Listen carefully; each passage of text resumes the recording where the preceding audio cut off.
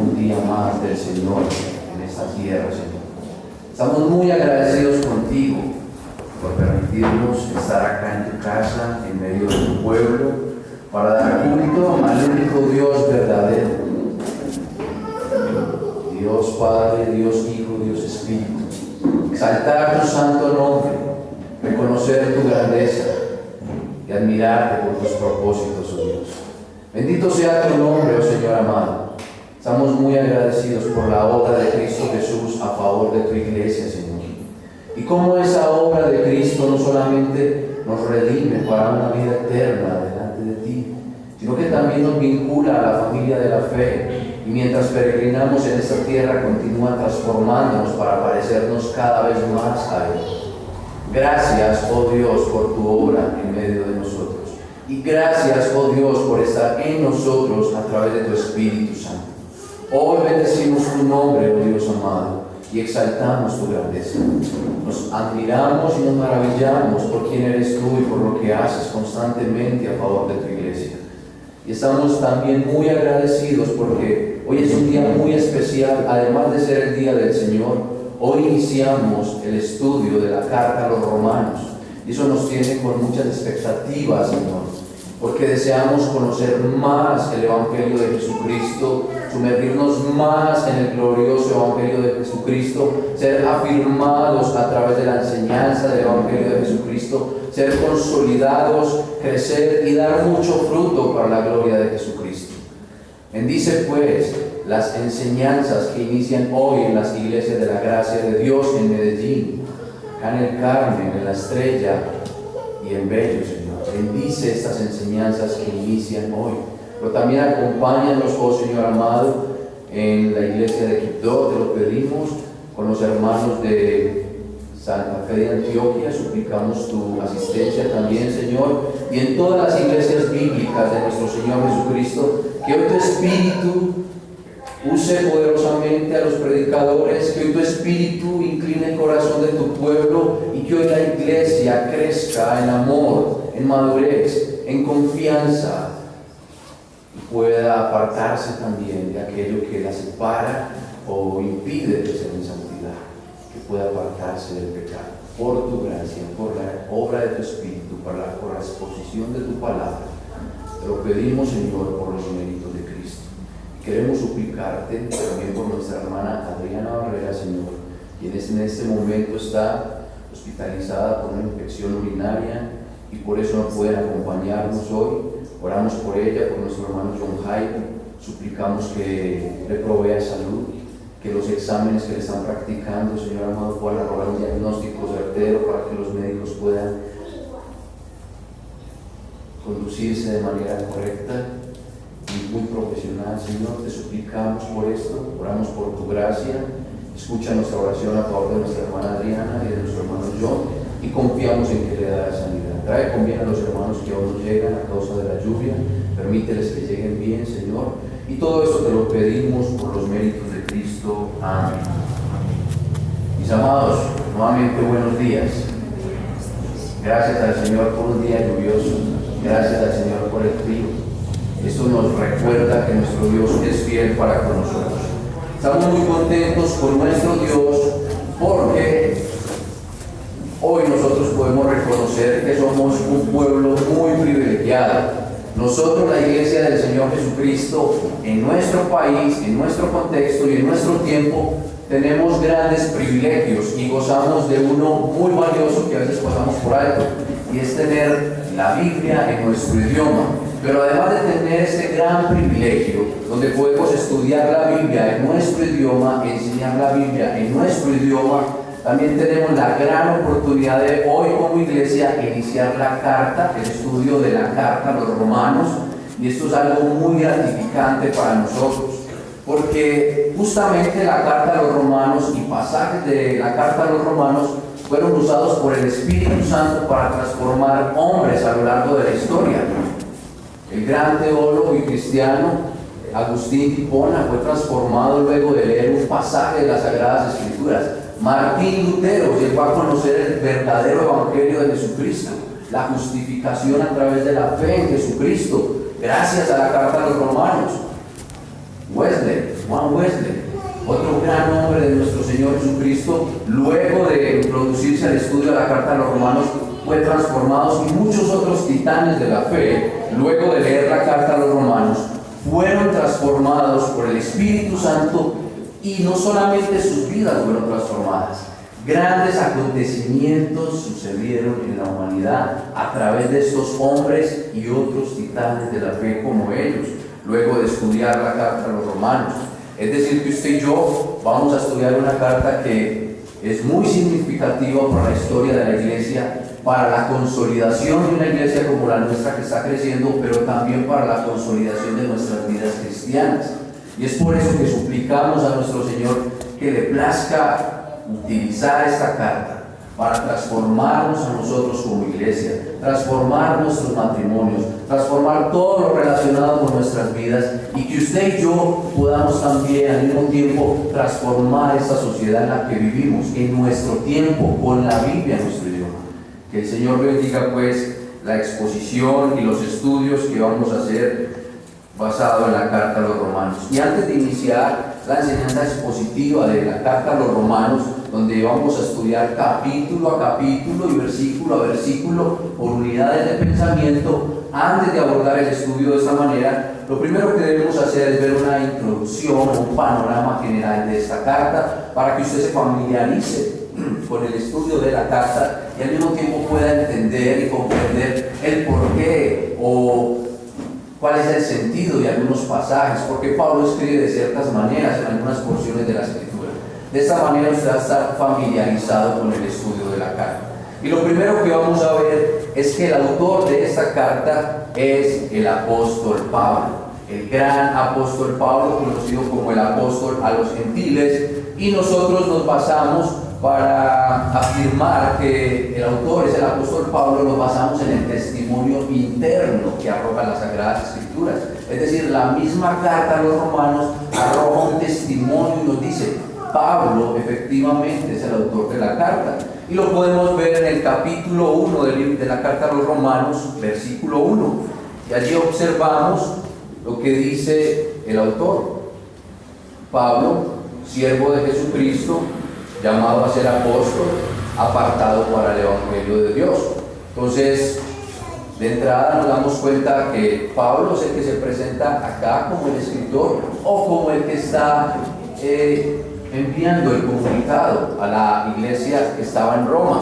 Y no debemos confundirnos con el texto que está en Romanos 16, versículo 22, que dice: yo, Tercio, que escribí la epístola, os saludo en el Señor. Nosotros podríamos preguntarnos y decir, entonces, ¿quién la escribió? ¿La escribió Pablo o la escribió Tercio? ¿Cuál de los dos la escribieron entonces?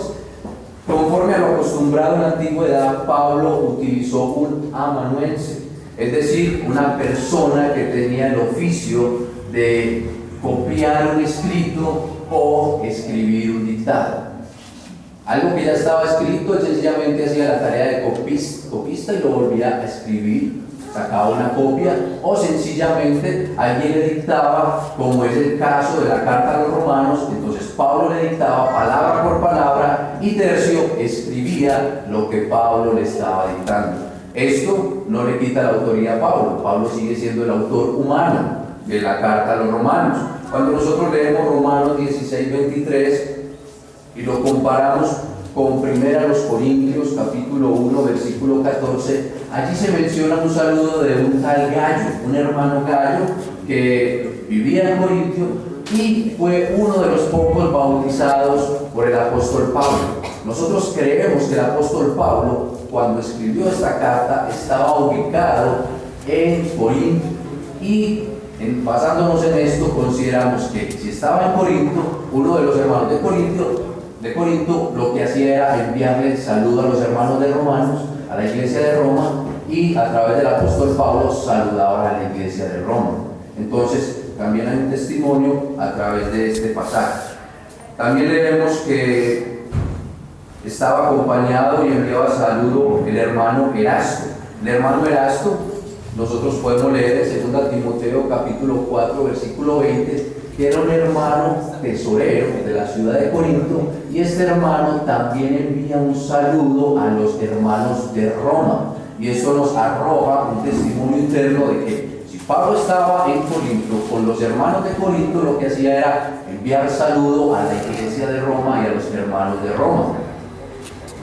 Podríamos leer también Romanos 15, versículo 19, versículo 23 y versículo 28. En estos pasajes nosotros vamos a encontrar que el apóstol Pablo habla de actividades misioneras propias de un apóstol, y cuando nosotros cotejamos estas actividades misioneras y las comparamos con los demás apóstoles, no encajan con ninguno de ellos, sino que encajan exclusivamente con el apóstol Pablo. Las acciones y actividades misioneras que se describen en este texto de Romanos 15 y en estos versículos describen y tienen que ver explícitamente con el ministerio del apóstol Pablo.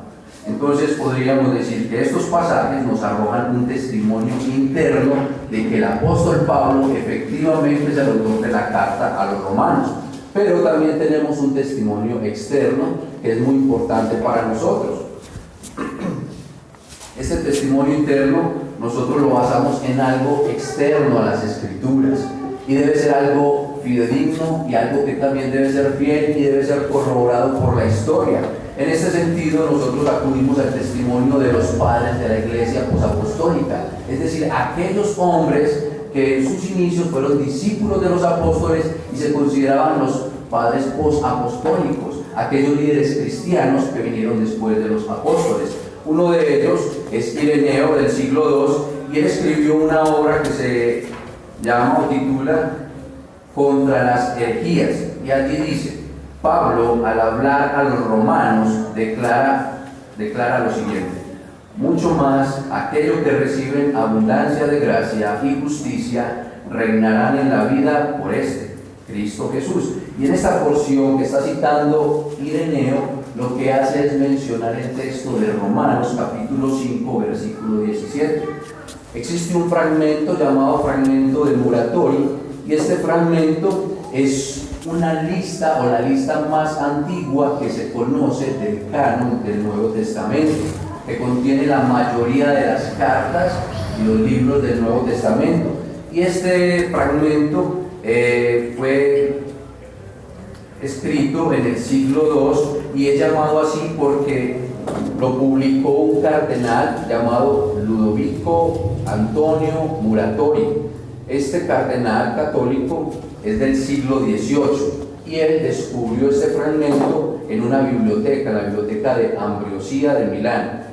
Y hablando este fragmento como un comentario antes de lo que dice la carta a los romanos, dice lo siguiente este fragmento: ahora bien, las epístolas de Pablo, que son de dónde y por qué razón fueron enviadas, lo clarifica a ellas mismas a quien esté dispuesto a entender. En primer lugar, él escribió extensamente a los corintios, luego a los gálatas y a los romanos respecto al orden de las escrituras, intimando también que Cristo es el tema central de ella. Es decir, que tenemos un testimonio muy antiguo del siglo II que habla de la carta a los romanos y le da la autoría al apóstol Pablo. Pero también tenemos el testimonio de Eusebio. Eusebio fue un gran historiador de finales del siglo III y principios del siglo IV, y este hombre se refiere a la carta a los romanos y lo hace de manera implícita. Él habla de las 14 cartas del apóstol Pablo. Nosotros sabemos que el apóstol Pablo escribió 13 cartas realmente. Entonces, ¿por qué él hablaba de 14 cartas? Bueno, muchos dicen que el autor a la carta a los hebreos es el apóstol Pablo. Entonces, muy posiblemente estaba refiriéndose de que la 14ª carta era la carta a los hebreos, y implícitamente estaba diciendo la carta a los romanos la escribió el apóstol Pablo. También tenemos otro testimonio de un hereje, Marción. Marción fue un hereje del siglo II que consideraba que el Dios del Antiguo Testamento era un Dios muy diferente al Señor Jesucristo. Era un Dios contrario, inclusive era un Dios vengativo y envidioso con los hombres. Y este hombre, para poder desarrollar su propia teología y su propia postura doctrinal, lo que hizo fue mutilar las escrituras, y donde hablaba de principios y costumbres judías, las cortaba, es decir, separó el Antiguo Testamento, no lo consideraba la palabra de Dios, era algo imperfecto para él, pero abrazó el Evangelio de Lucas y algunas de las cartas del apóstol Pablo, entre ellas la carta a los romanos. No obstante, quitó algunos versículos y capítulos de la carta a los romanos, pero en ese testimonio de este hombre podríamos ver que este hombre consideraba a Pablo como el autor de la carta a los romanos, aunque hizo un canon de manera errónea para defender su postura herética. Entonces vemos que además de un testimonio interno que nos da las Sagradas Escrituras, también encontramos un testimonio externo basado en la historia, en hombres fieles, pero también en hombres que no tenían nada que ver con la fidelidad y el conocimiento del Señor, que aún así fueron usados por Dios para dejar un testimonio externo, como fue el caso de Marción. Ahora, ¿quién era este hombre Pablo? Quizás usted por primera vez está escuchando del apóstol Pablo, quizás nunca ha escuchado nada de él, no conoce quién era Pablo, quién era este hombre, qué hacía este hombre, qué pensaba este hombre. Vamos a dar un breve resumen o una breve respuesta, porque si nos detenemos a responder esa pregunta, ¿quién era Pablo?, vamos a necesitar más de una escuela dominical para hablar sobre quién era este hombre, la gracia que el Señor le dio a este hombre, cómo Dios usó a este hombre, y antes de llegar a los pies de Cristo, quién era este hombre. Entonces vamos a ver una respuesta breve en comparación a todo lo que era el apóstol Pablo. Y la misma escritura nos responde quién era el apóstol Pablo. El doctor Lucas escribió el libro de los Hechos, dice en el capítulo 13, en el versículo 9, que Pablo tenía otro nombre judío. El otro nombre judío del apóstol Pablo era Saulo, posiblemente en honor al primer rey de los hebreos, el rey Saúl, de la tribu de Benjamín, ya que Pablo también era de la tribu de Benjamín. Entonces muy probablemente en honor al rey, a este rey, por eso le pusieron a Saulo este nombre. Dice la escritura que nació en Tarso, era una ciudad próspera de alto nivel intelectual y tenía una famosa universidad. Esta universidad de Tarso sobrepasaba otras universidades del Imperio Romano, como era la de Alejandría y la de Atenas, donde muy probablemente Saulo o Pablo fue instruido allí en esta universidad. También recibió formación religiosa en Jerusalén bajo la mentoría de un rabino muy conocido, Gamaliel, como se menciona en Hechos 22:3. Y este Gamaliel fue nieto de Hillel fue un gran rabí del primer siglo, de principios del primer siglo después de nuestro Señor Jesucristo. Y este hombre era considerado el rabino o el maestro más ilustre de sus días. Es decir, que Pablo recibió una formación religiosa de un buen hombre reconocido como un buen maestro de la ley. Por lo tanto, Saulo o Pablo fue educado en la literatura y la filosofía griega, así como en la ley rabínica. Tuvo una educación completa, una educación eminente para su tiempo.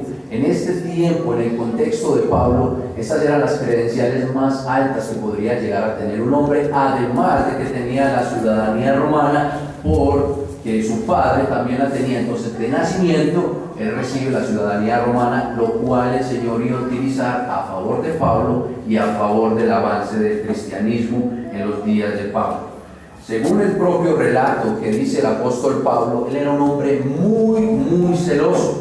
Era un hombre que amaba mucho la ley del Antiguo Testamento y estaba muy comprometido con la ley y todos los detalles y requerimientos de esta ley.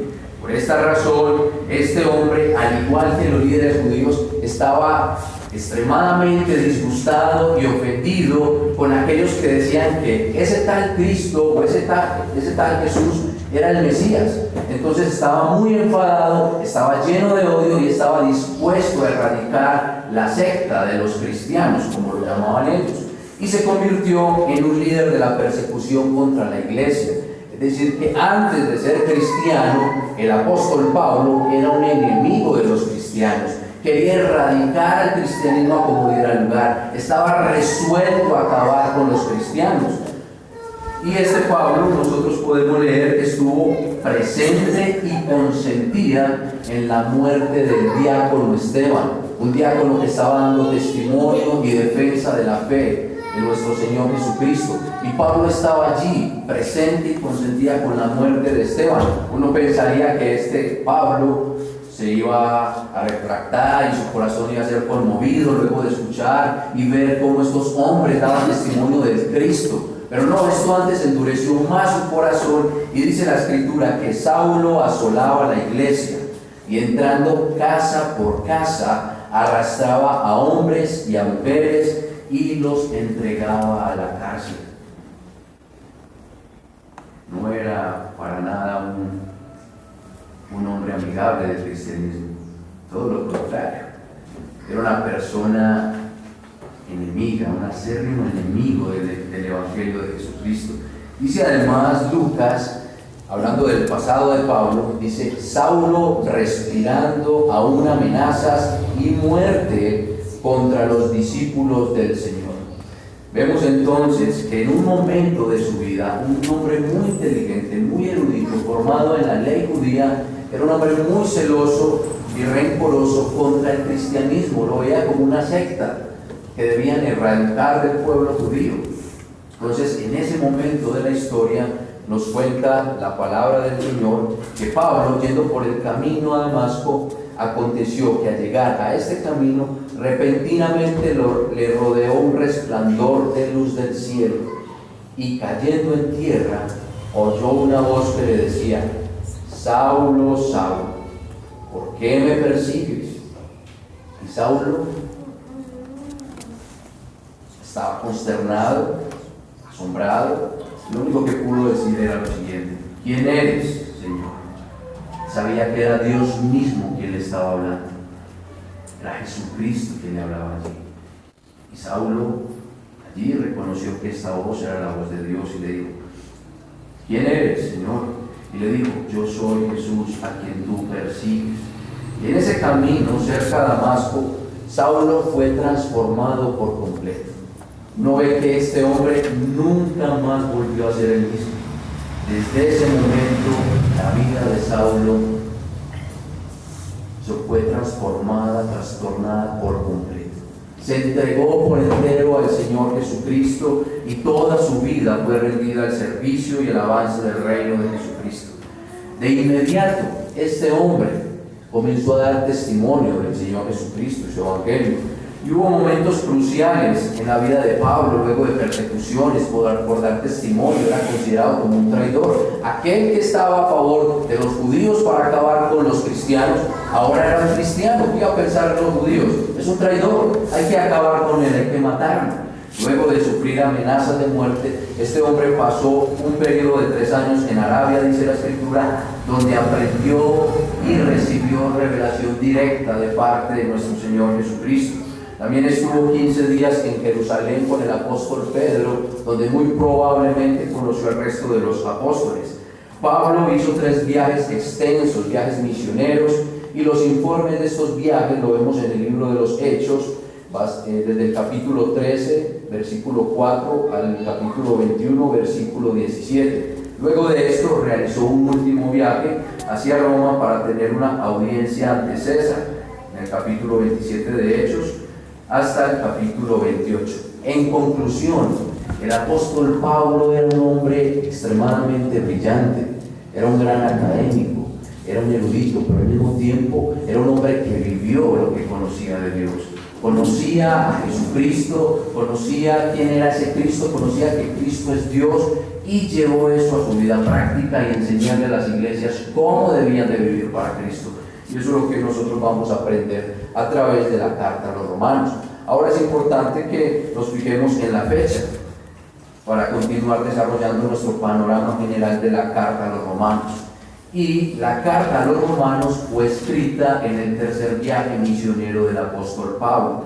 Este viaje comprende un periodo del año 54 al año 58 aproximadamente, después de nuestro Señor Jesucristo. Es decir que dentro de este rango nosotros debemos ubicar la fecha en que fue escrita la carta. Nosotros leemos en Hechos capítulo 20, versículo 2 al 3, lo siguiente: y después de recorrer aquellas regiones y de exhortarles con abundancia de palabras, llegó a Grecia, después de haber estado allí 3 meses, y siéndole puestas acechanzas por los judíos para cuando se embarcase para Siria, tomó la decisión de volver a Macedonia. La mayoría de los teólogos y comentaristas coinciden en que en este momento de la historia, en esos 3 meses, Pablo se quedó principalmente en la ciudad de Corinto y allí escribió la carta a los romanos. En ese transcurso de su viaje, él iba de regreso hacia Jerusalén con una colecta que había recibido de parte de las iglesias gentiles, unas ofrendas físicas para bendecir a los hermanos de Jerusalén, hermanos judíos cristianos, y él hace referencia de esta ofrenda cuando escribe la carta a los romanos, y esto es importante, porque en el capítulo 15, versículo 23 y 28, él está haciendo mención de esta ofrenda. Es decir, que cuando él va camino hacia Jerusalén, en ese tercer viaje de regreso, él está escribiendo la carta a los romanos, y allí le dice: hermanos, oren por mí para que el Señor me dé gracia, porque resulta que a través de esa ofrenda, además de bendecir a los hermanos, él iba a hacer algo estratégico, iba a conciliar algunas dificultades y enemistades que habían entre judíos cristianos y gentiles cristianos. Entonces los judíos cristianos, al ver la bendición de los gentiles cristianos, de una bendición a través de una ofrenda, eso podría quitar algunas asperezas que tenía la iglesia, una tensión interna que tenía la iglesia. Entonces Pablo le comunica esto a la iglesia de Roma y le dice: hermanos, oren por mí para que pueda cumplir efectivamente este ministerio de llevar esta ofrenda, pero además de bendecir a los hermanos, ellos la puedan recibir de manera apropiada y las disputas o tensiones que puedan existir sean disipadas por el amor de los hermanos. Entonces, en ese momento podríamos decir que Pablo está escribiendo la carta en el año 57 o el año 58 después de nuestro Señor Jesucristo. Ahora vamos a evaluar el contexto de la carta. El contexto, si fue en este periodo, en este año, nosotros vemos que el emperador en este año, el emperador romano, era Nerón. Era un emperador que se caracterizaba por ser un hombre tirano y extravagante, pero en el momento que se escribe la carta, él aún no había desarrollado su agresividad como lo va a hacer pocos años después contra el cristianismo, sino que en ese momento antes había recibido a los judíos cristianos que anteriormente habían sido expulsados de Roma por su padre o por su tío. Digo su padre porque un tío que lo adoptó, y ya les voy a mencionar quién fue este hombre que lo adoptó. En el año 49 había sucedido algo que nos va a ayudar a entender un poco más del contexto de la carta a los romanos y algo que tiene que ver con el comportamiento de los cristianos de la iglesia de Roma. Dice el historiador Suetonio que Claudio, el emperador anterior a Nerón, que era el tío de Nerón, pero al mismo tiempo aquel que lo había adoptado como su hijo para que fuese también el emperador, por eso les decía que era su padre adoptivo y además su tío. Dice este historiador Suetonio: Claudio expulsó en el año 49 a los judíos de Roma porque estaban constantemente causando disturbios a instigación de un tal Crestus. Algunos han sostenido que ese tal Crestus es un mal uso del vocablo Cristo.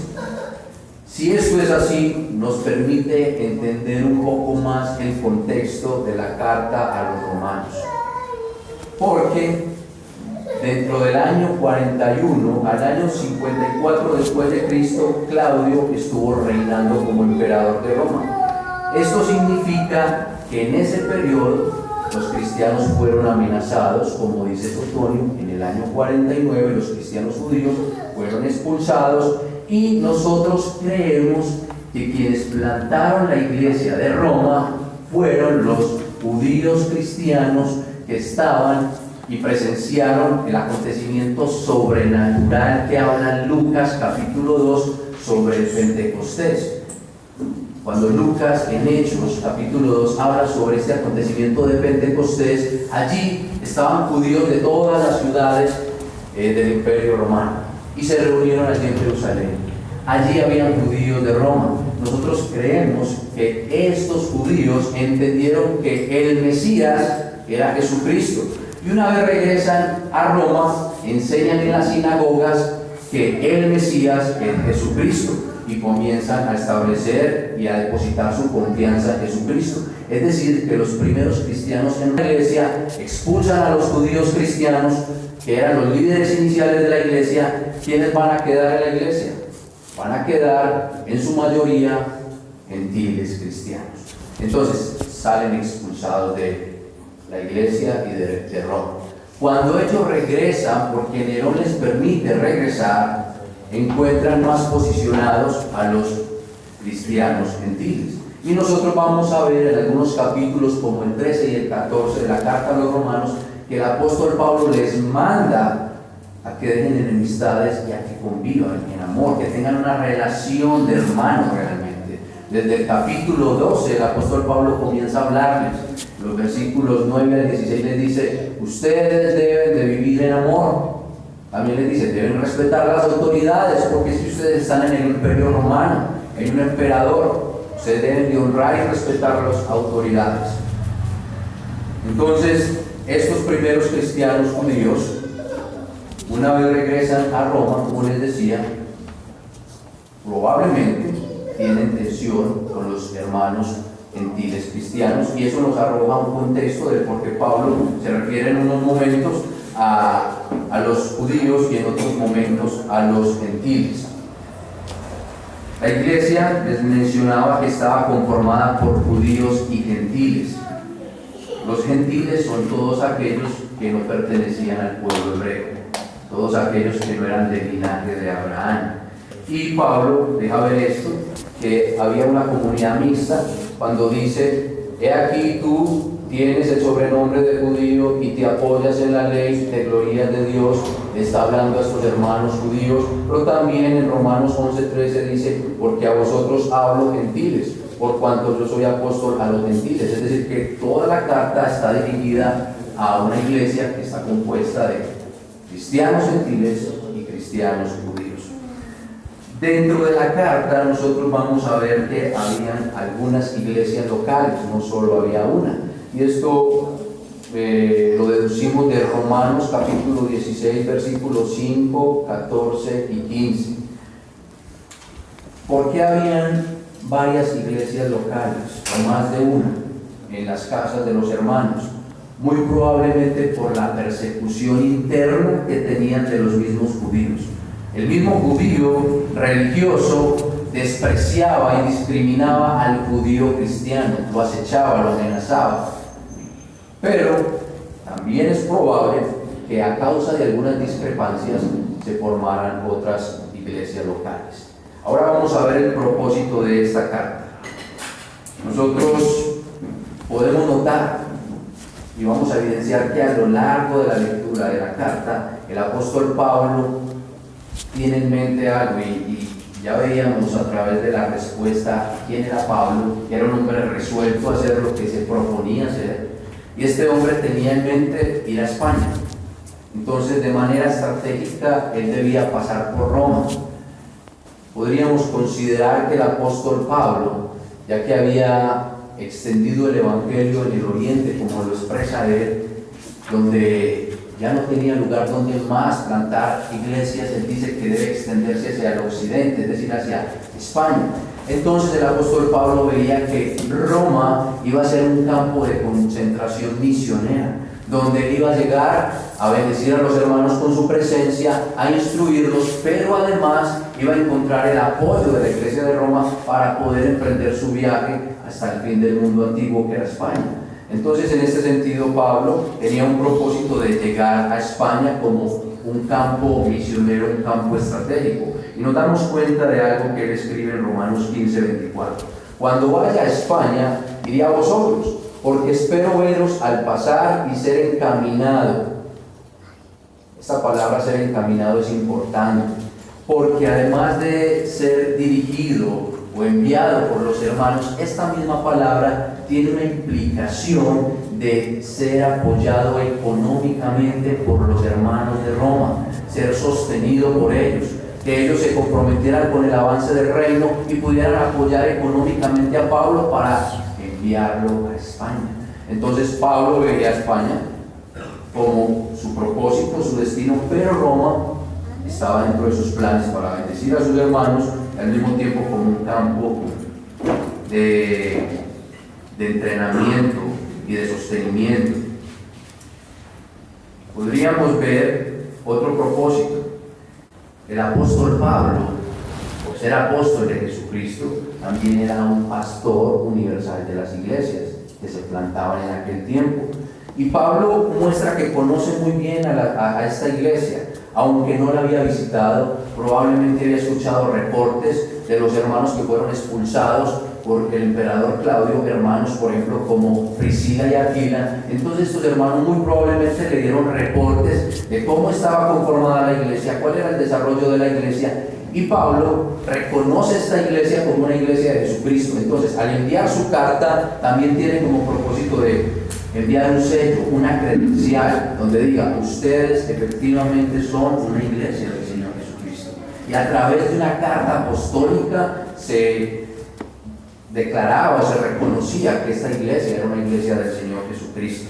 Por otro lado, podríamos ver otro propósito, y es evidente que Pablo también tenía el propósito de preservar la verdad y la paz de judíos y gentiles cristianos. Había tensión interna, entonces Pablo debía preservar la verdad del Evangelio y la paz dentro de los hermanos. La manera de hacerlo era hablarles del Evangelio, decirles: la justicia que obra a favor de los judíos por la obra sustitutiva de Cristo es la misma que obra a favor de los gentiles.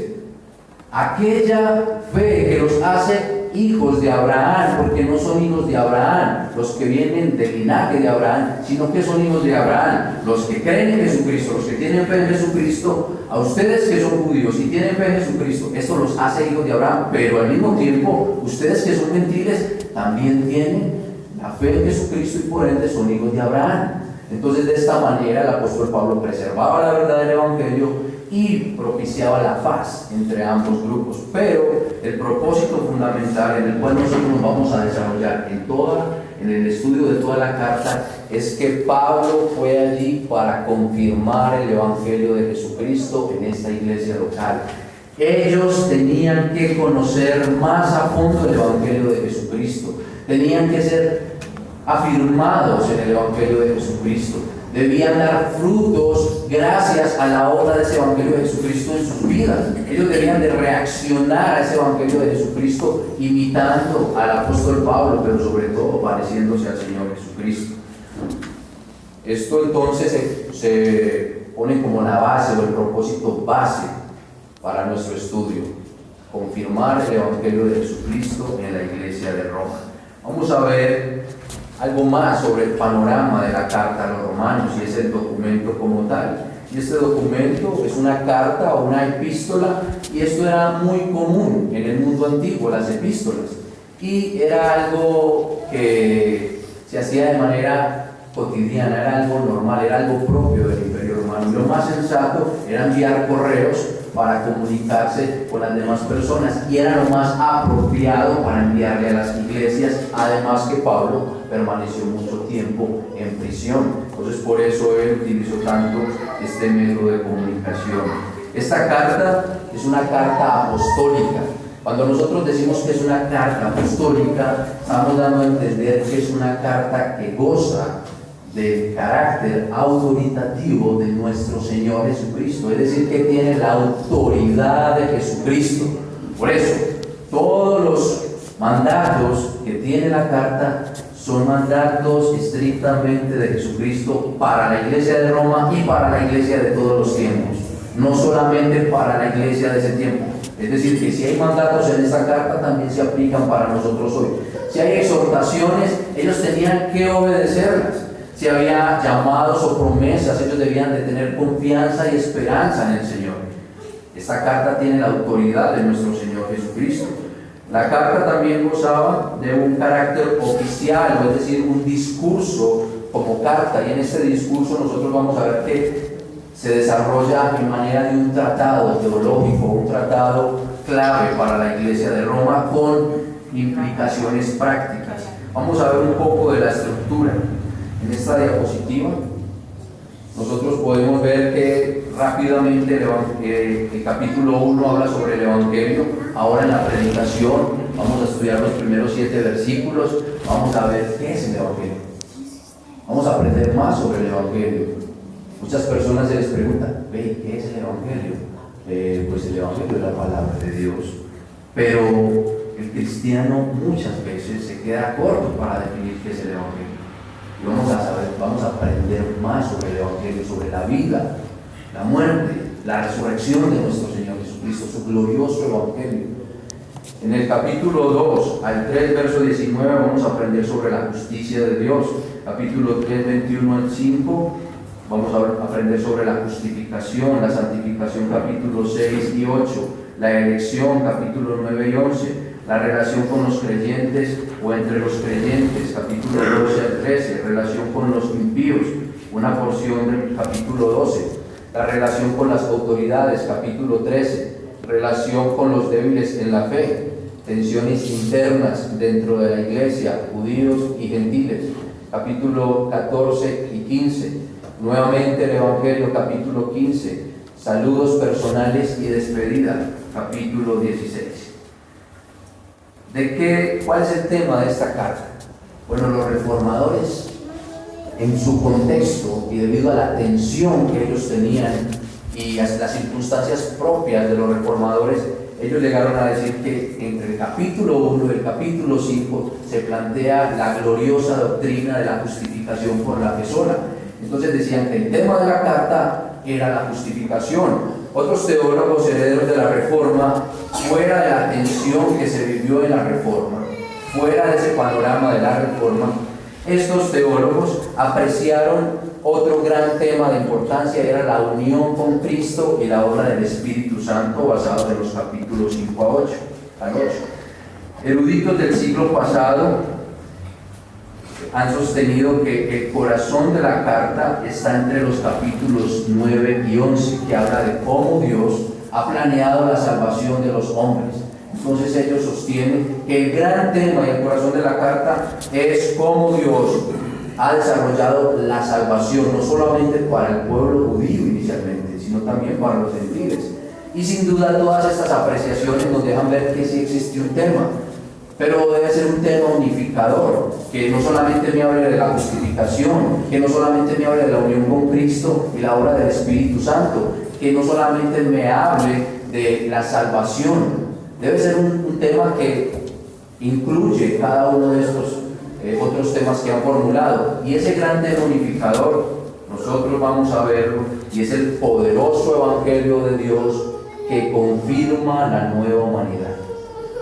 Cuando viene el Espíritu Santo en Pentecostés, en Hechos capítulo 2, allí inicia una nueva humanidad, inicia la iglesia. Y esa iglesia que inicia allí en Hechos capítulo 2 tiene que ser confirmada. Y la manera de hacerlo es con el mismo Evangelio. Entonces el apóstol Pablo tiene como gran tema en toda su carta es confirmar la nueva humanidad a través del glorioso Evangelio de Jesucristo. Quiero finalizar con unas palabras que algunos grandes siervos de Dios mencionaron al escribir esta carta. Martín Lutero dijo: realmente la parte principal del Nuevo Testamento, y en verdad el Evangelio más puro, es la carta a los romanos. Agregó lo siguiente: es digna no solo de que todo cristiano la conozca palabra por palabra. Si están escuchando, mis hermanos, Esta es la exhortación y el consejo que nos da un gran siervo del Señor, que la conozcamos palabra por palabra. Pero no solamente eso, sino que además de memoria la conozca. Y además de esto, se ocupe de ella todos los días como el pan diario del alma. Nunca podrá ser demasiado leída o meditada. Y cuanto más tiempo uno le dedica, más preciosa se volverá y tendrá mejor sabor. Juan Calvino, otro gran siervo y reformador de nuestro Señor, dijo: si hemos adquirido una verdadera comprensión de esta epístola, tenemos una puerta abierta a los tesoros más profundos de las Escrituras. Amados, sin duda esta carta nos va a ayudar a crecer mucho. Usted que tiene poco amor por Cristo, poco amor por la iglesia, poco amor por los hermanos, usted que a veces duda de que es un verdadero creyente, le exhorto a que esté constantemente en la enseñanza de los romanos. No se pierda ni una escuela dominical. Procure saber toda la enseñanza. Usted va a ser muy consolado, va a ser desafiado, pero al mismo tiempo va a ser transformado por el Espíritu Santo. William Tyndale dijo, este hombre fue conocido como el padre de los traductores ingleses, William Tyndale. Y en el prólogo a la carta a los romanos dijo: la parte principal y más excelsa del Nuevo Testamento es la carta a los romanos, y es el más puro evangelio, es decir, son las buenas nuevas más puras. También es una luz y una senda hacia la totalidad de las Escrituras. Este hombre animó a los lectores a aprenderla de memoria, lo mismo que dijo Lutero, y decía: tanto más resulta agradable y cuanto más se escudriña a fondo, cosas cada vez más preciosas se hallan en ella. Así de grande es el tesoro de cosas espirituales que yacen aquí escondidas. Estos grandes hombres del Señor, usados por el Señor para transformar su tiempo a través de la palabra en su propio idioma, estos hombres nos dejan un grande desafío también a nosotros. Nosotros como iglesia debemos conocer la carta a los romanos, debemos saber de qué habla cada unidad de pensamiento de él, pero sobre todo debemos confiar en lo que ella dice. El justo por la fe vivirá. Si usted ha creído en el Señor Jesucristo, usted va a vivir por esa confianza que tiene en él.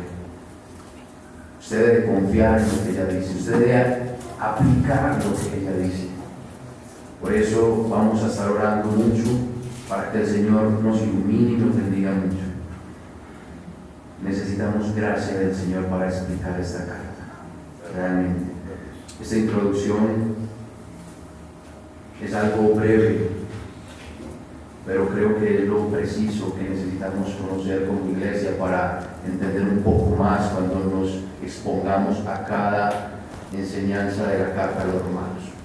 Vamos a orar al Señor y les voy a pedir algo.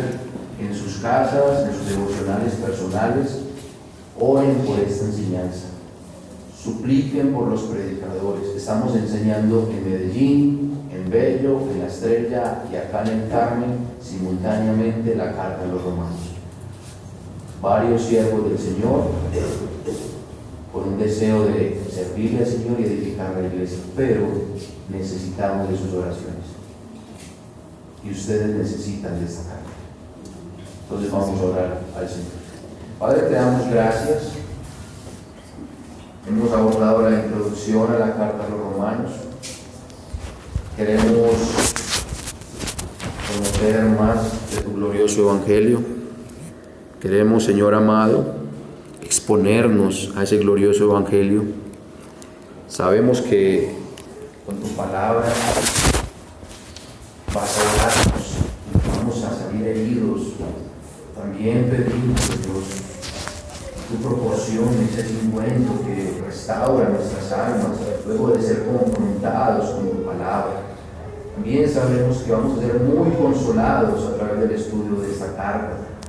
Vamos a ser muy desafiados también.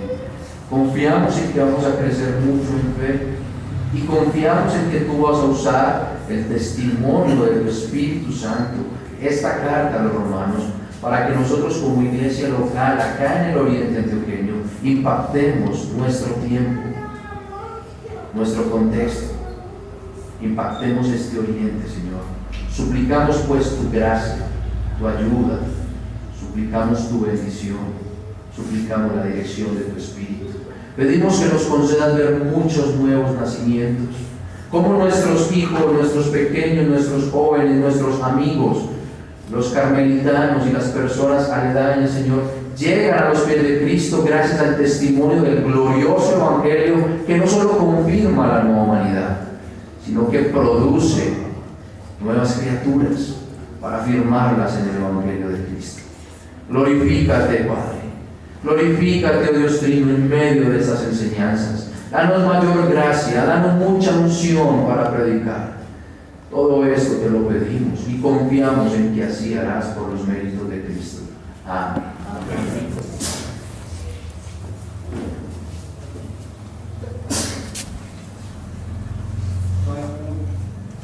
No hay preguntas.